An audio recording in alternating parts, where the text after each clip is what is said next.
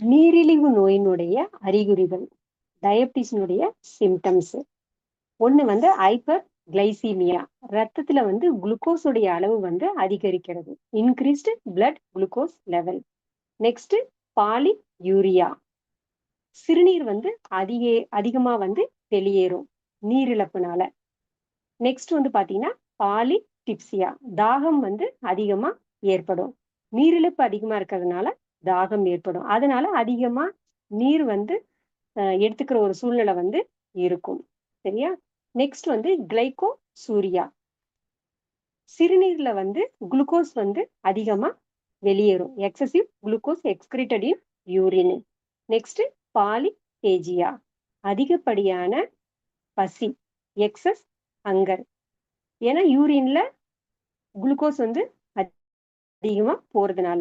அது மட்டும் இல்லாம உடல் வந்து சோர்வாகவும் எடை வந்து இழப்பும் வந்து ஏற்படும். இதெல்லாம் வந்து நீரிழிவு நோயினுடைய அறிகுறிகள், டயபிட்டிஸ்னுடைய சிம்டம்ஸ்.